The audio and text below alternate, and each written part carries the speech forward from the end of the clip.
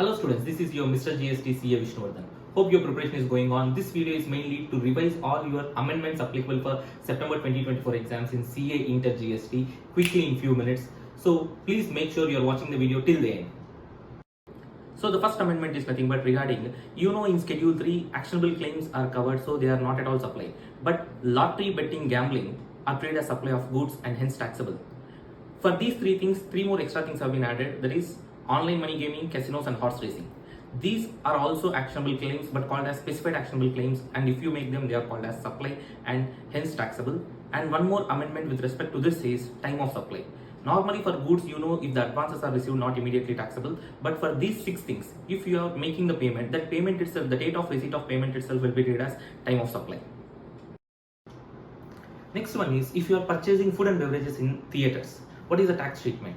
If you are buying the food and beverages along with the ticket, then the food and beverages are also taxed as per the ticket. And if you are purchasing the food and beverages separately in the theaters, obviously they are treated as restaurant services and taxed accordingly. The next one is the holding company holding the securities, the shares in the subsidiary company, whether it is to be treated as supply or not. There were various things regarding that, but you just remember, any company just holding shares of another company will not be treated as supply, and hence there won't be any GST.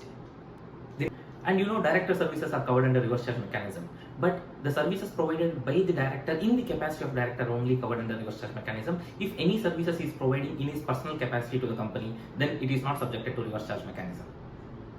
Transportation of passengers through e-commerce operator like Ola, Uber, GoAbigo, all that stuff. So e-commerce operator are liable to pay GST. The amendment there is, if at all they are using motorcycle, motorbike, fine. But if they are using an omnibus for transporting the passengers, then if at all the transporter is a company, the company is liable to pay GST. In other cases, the e-commerce operator is liable to pay GST. For example, I am booking a ticket from Chennai to Hyderabad using GoAbigo, and the transporter is a company, the transporter himself is liable to pay GST. And if the transporter is anybody else, then the GoAbigo will be liable to pay GST. You know that government services are exempt other than postal department services. There is such point. Now the amendment is, after the postal department services, they have also added Ministry of Indian Railways. So that is the only amendment which is covered in exemptions as well as RCM. So next to the postal department services, they have just added the word Indian Railways. Generally, the advertising companies will take the hoardings on rent and will be advertising the products of their clients. In this case, if the hoarding owners are renting the hoardings to the advertisement companies, then the place of supply shall be determined as per 12 subsection 3. But if the hoarding owners are not giving the control of the hoarding to the advertisement company, and the hoarding owners are also just providing advertising services to the advertising company, that means the hoarding is completely under the control of the hoarding owner, then the place of supply shall be determined as per section 12 subsection 2, the general rule. The next one is regarding place of supply. Any registered person making supply of goods to an unregistered person, then the place of supply shall be whatever the address is recorded in the invoice, that shall be treated as place of supply. If the address is not recorded in the invoice, then the location of the supplier itself will be treated as place of supply. And here one interesting thing is, recording the address of the recipient doesn't mean the detailed address, just recording the state name is sufficient. So the next amendment is with respect to when any person obtains the GST registration certificate, he has to give his bank account details in the GST portal. Earlier within 45 days, but that has been amended now to 30 days. So within 30 days from the date of obtaining the registration certificate, or from the date of filing GSTR1 or IFF. So whichever is earlier, they have to file their bank account details in GST portal. Otherwise, the department has the right to cancel the registration of the applicant. The next amendment is with respect to registration. If any applicant or registered person's business premises has to be physically verified by the department, now the physical presence of that applicant or the registered person is no more required.